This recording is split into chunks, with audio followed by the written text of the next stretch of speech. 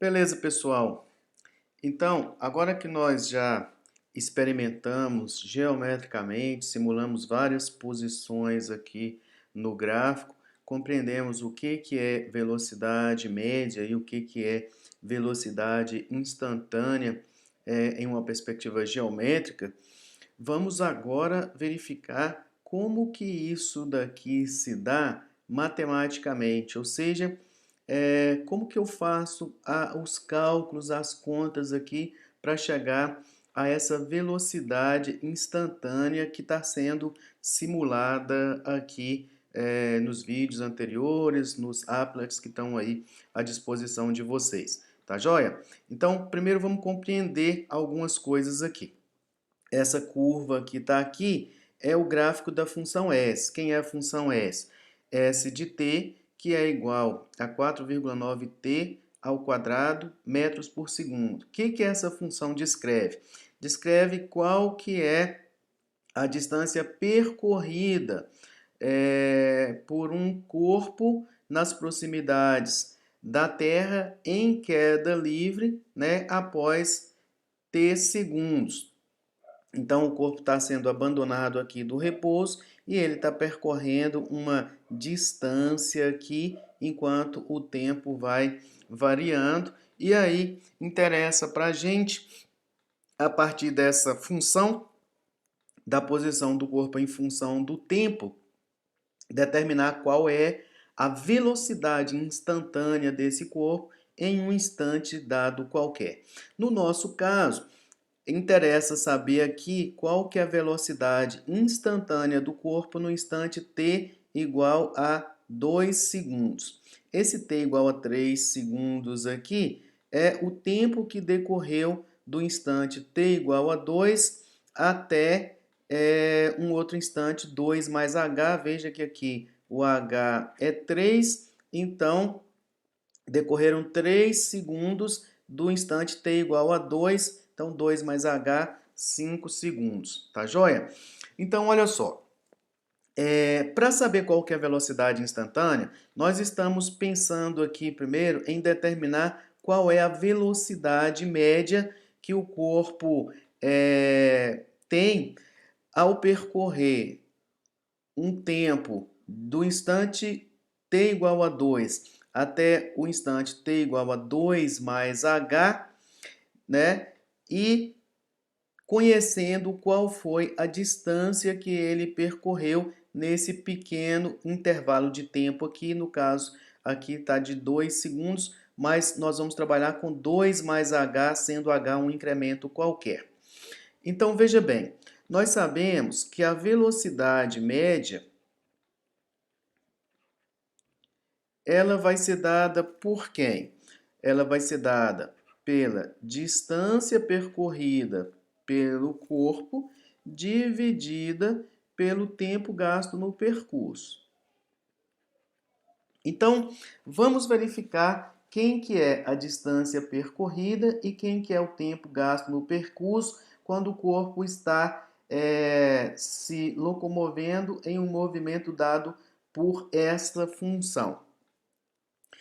Vejamos, se a gente pensar que nós estamos tentando verificar qual que foi a distância percorrida do instante t igual a 2 até um instante t igual a 2 mais h, então a distância percorrida foi o quê? Foi o s de 2, ou seja, o valor da função no instante t igual a 2, e quando o t variou de 2 até 5, até, no caso aqui, esquecemos o 5 aqui, até 2 mais h, o que aconteceu?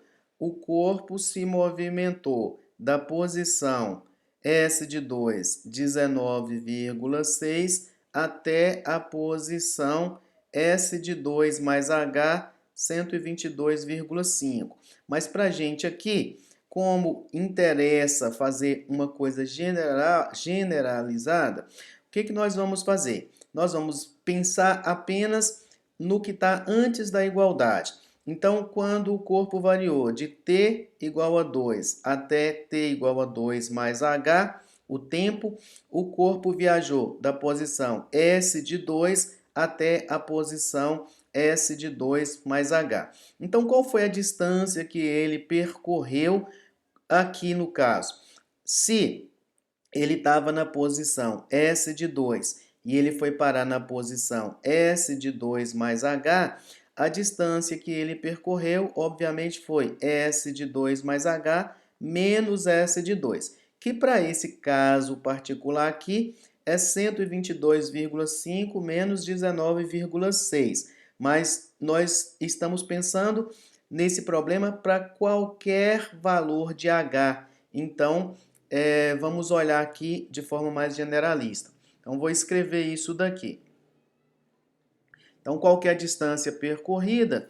A distância percorrida vai ser S de 2 mais H menos S de 2. Ou seja, essa distância aqui, ó, é a posição que ele ocupa neste momento, menos a posição que ele estava no instante que a gente está querendo.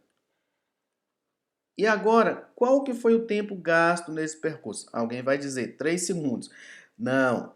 O tempo gasto no percurso foi o tempo final, ou seja, o tempo que eu estou considerando quando ele está nessa posição final, que no caso nosso é 2 mais H. O 5 aqui é para esse momento específico, tá? Mas para a gente interessa que o 2 mais H valha para qualquer H que eu quiser. Então, o tempo gasto no percurso vai ser 2 mais H, que é o tempo, esse instante final, menos 2, que é esse instante a partir do qual a gente está considerando. Então, aqui eu tenho o tempo gasto no percurso vai ser 2 mais H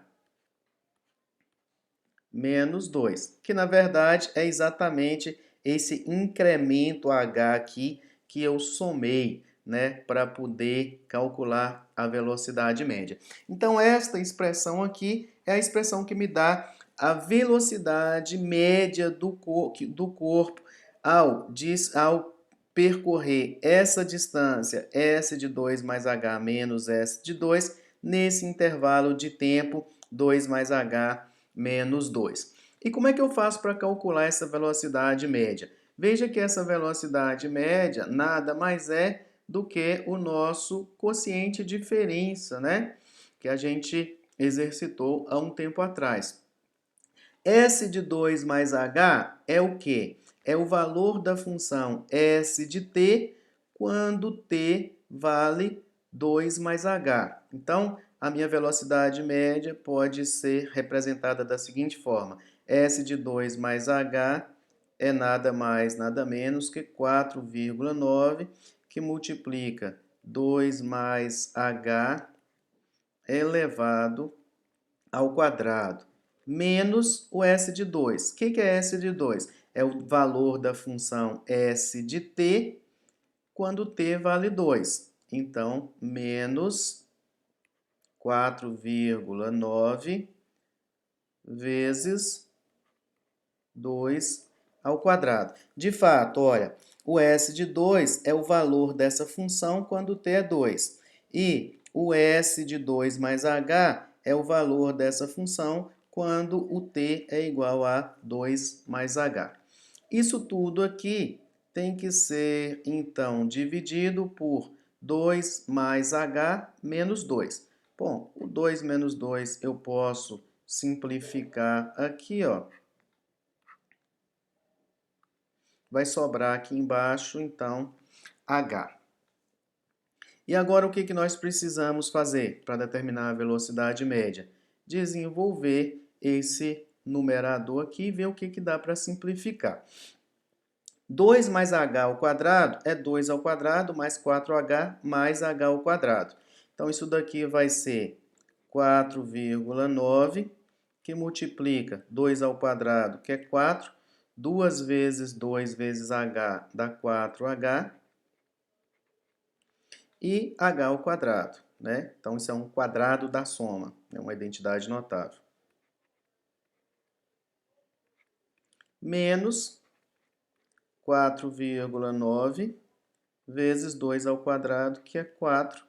Isso tudo aqui dividido por h. Como 4,9 é um fator comum a essas duas parcelas aqui no numerador, eu posso colocar o 4,9 em evidência para facilitar a minha vida aqui. Então, se eu fizer isso, eu vou ter 4,9 que multiplica 4 mais 4h mais h ao quadrado menos, coloquei o 4,9 em evidência, sobrou o 4 aqui, dividir por h. Observe que aqui eu tenho um 4 positivo e um 4 negativo, se eu somar vai anular, então ficou o quê? 4,9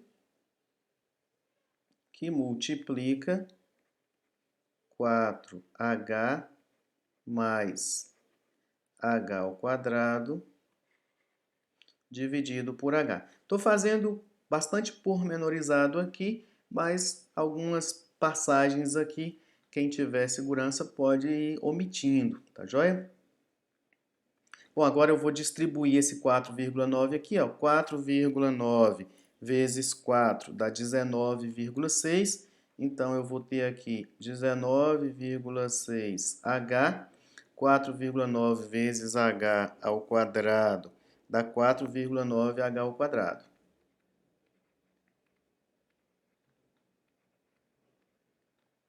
Dividido por h. Ora, agora eu tenho o h como um fator comum aqui no numerador e eu posso colocá-lo em evidência. Fazendo isso, eu tenho o seguinte: h que multiplica 19,6 mais 4,9h, aqui tinha um h ao quadrado, sobrou h, dividido por h. E agora eu posso simplificar o h aqui. Simplificando, chegamos ao seguinte resultado, né? Que a nossa velocidade média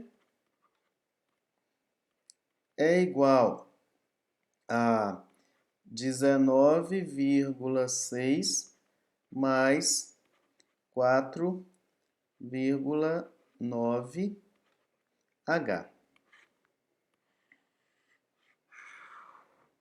Vamos voltar lá na figurinha para ver o que significa essa velocidade média, tá?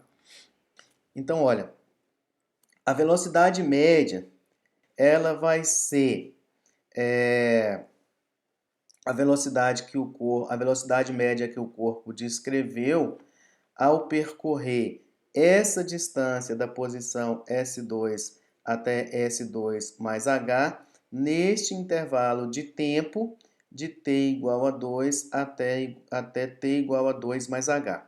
Agora lembra o seguinte, para eu achar a velocidade instantânea no t igual a 2, o que eu fiz? Eu fui diminuindo o h, ou seja, eu fui fazendo o h tender para zero. Eu fui fazendo esse ponto Q chegar perto do ponto P. Eu fui fazendo essa reta secante ficar tangente a essa curva no ponto P. Então, o que significa isso? Que para eu calcular a velocidade instantânea, eu vou pegar aquela velocidade média que nós acabamos de calcular e vou tomar o limite dessa velocidade média quando o h tender para zero.